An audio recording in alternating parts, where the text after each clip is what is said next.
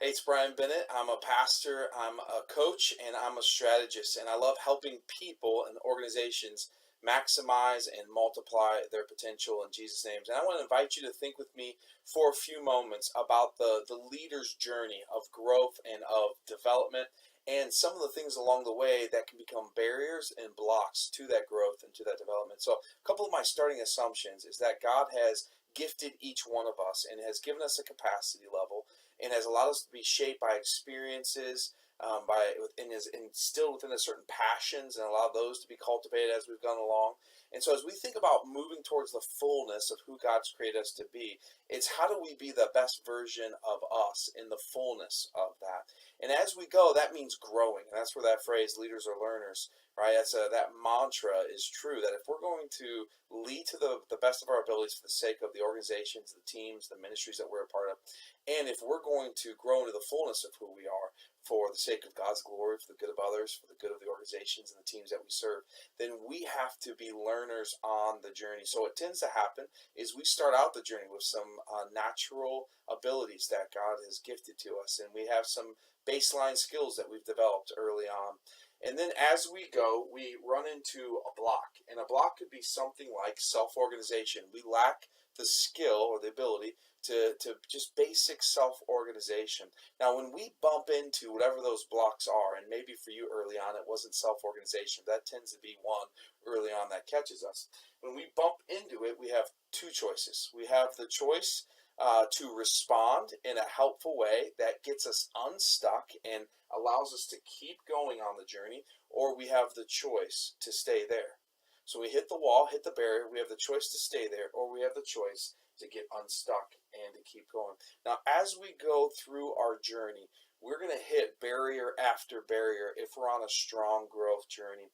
And the quicker we respond to these barriers and the more intentional we respond to those barriers, the more we grow. So we might bump into self-organization and we choose not to get stuck there, but to respond in a helpful way.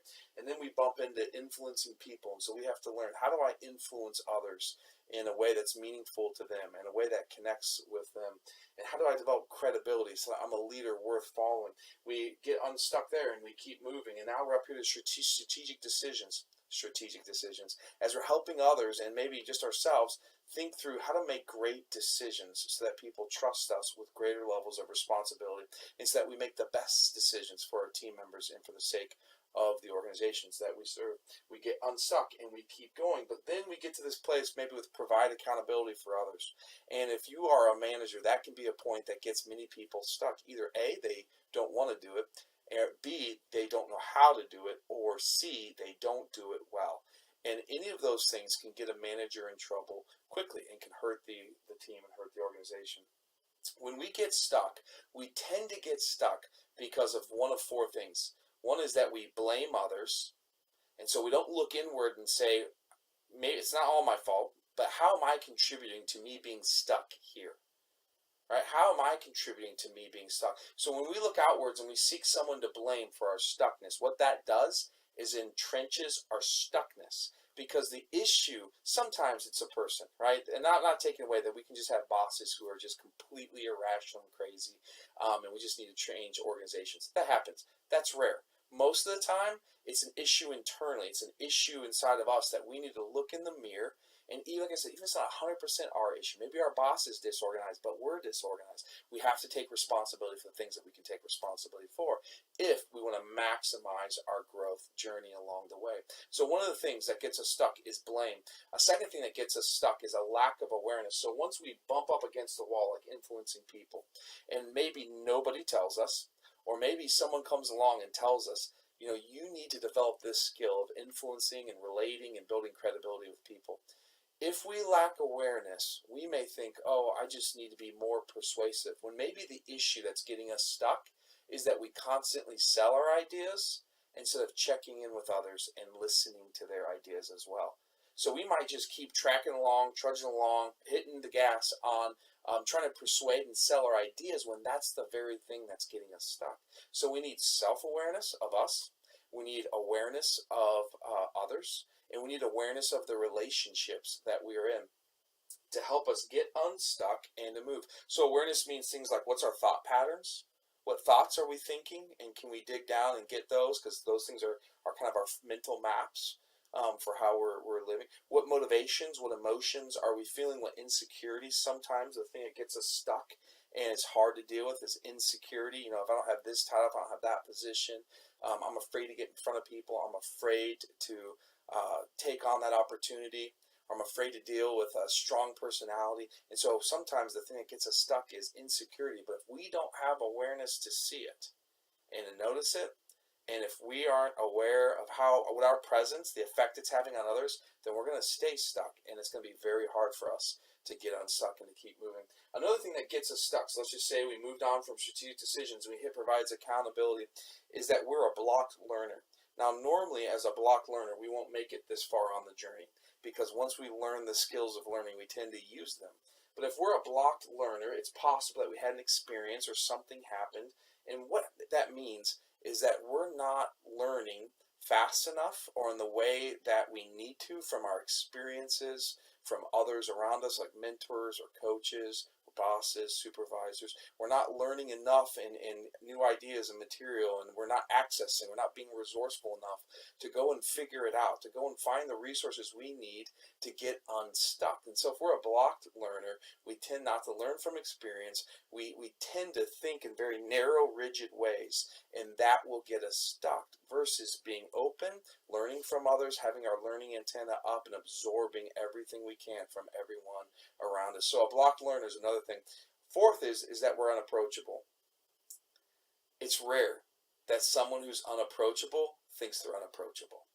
So this is one of those things where we have a blind spot, and we may not know it because we all think we're approachable. We all think people can come up and give us some feedback and speak into us. But what happens when someone's unapproachable is they hit a wall like this, provides accountability. And for whatever reason, if others around them don't feel comfortable and don't feel safe approaching them, even though they should, what will end up happening is that person doesn't get the feedback they need. And when we don't get the feedback we need, then our blind spots become barriers that hold us back from our potential. Our blind spots become barriers that hold us back. We won't even see our problem. Even if we see it, what will end up happening is there will come a point in time when we will not have the resources within ourselves, even with us and the Lord. He's going to use other people on the journey. We're not going to have the resources to get unstuck, and we're going to need others around us to support us, to speak into us, to give us the insights that they have, to teach us what they know. And if we're stuck and we are unapproachable, then we're going to stay there for a while because the help's not on the way. So we've got to make sure that we are someone who's approachable, that others feel safe coming to and giving feedback and speaking into and sharing ideas with and helping us, because we all need help.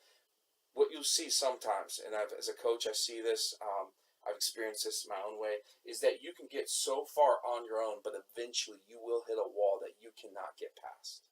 Everyone will hit a wall that they cannot get past at some point on the journey by themselves, and they need other people to speak in. So we can go far, but at some point we're going to get stuck. I'm going to add a fifth one, even though I told you there was four, and that's the overuse of a strength. One of the things that can happen is that we're so strong in a certain skill or a certain competency is that we don't think we need to develop other competencies. And so because of that, and especially taking the other four things that get us stuck that I shared with you, if we are overusing a strength, we think we can just compensate. And what happens a lot is, you'll see this with leaders, is they overcompensate with a certain strength, and it gets them to here, and they didn't develop strategic decision making, but they moved up in the organization because they were so good at relating to people, but then it catches them. Then they're in a position where eventually their lack of ability to make strategic decisions holds the organization back, and people start noticing, and it eventually catches up. If they're not a stuck learner, they'll notice that, and they'll start adapting as quick as they can to learn how to make better decisions. If they're stuck, then they're not going to adapt. If they're a block learner, then they're not going to adapt. And if they're unapproachable, then no one's going to say something. If they blame others, then they're not going to take ownership of making strategic decisions. They're going to say, somebody should have taught me that when I was younger. So if we want to be leaders who are growing towards the fullness of who God has made us to be and the potential that God has given us for the sake of His glory, for the sake of the teams and the organizations that we lead, for the good of His mission in the world, then we've got to go on an inner growth journey, and we can anticipate that we're going to hit walls, and it's not hitting the walls that's the problem. It's how we respond to them that can get us into trouble. And we obviously want to keep growing on the journey towards the fullness of who God's made us to be. So I'll leave you with a few questions. First question, what walls are near to you? Either you just went through them, you just went around them, or you're approaching them, perhaps. What walls are you experiencing? And I want you to think about the 5 things that I shared: the blame, the lack of awareness, the block learner, the unapproachable, and the overuse of a strength. Those 5 things, out of those, which one is most likely to be true of you? Out of those 5 things, which one is most likely to be true of you? And I want to encourage us to each take some time, once we've identified that, and to identify some counter strategies. So if I'm a blocked learner, how can I open myself up as a learner? If I'm a blamer, what can I do when I start thinking thoughts that I want to blame? How can I reframe that so I don't get stuck there? So I encourage us, where am I at? What walls have I just gone around? What walls are approaching? When I think about those 5 things, which one is most true of me? What can I do to counteract it? And then think about your team. Think about if you're an organizational leader. Think about the team and the environment that you're in. How can you create a leadership development culture that helps people recognize walls and to respond in such a way that helps them move around those walls? Thank you for joining me. May each of us be a leader that doesn't get stuck and stay stuck, but hits the walls, and then trusting God's grace and inviting people around us and being active learners, that we figure out ways to continue moving onward in our journey and to grow towards the fullness of who God's made us to be.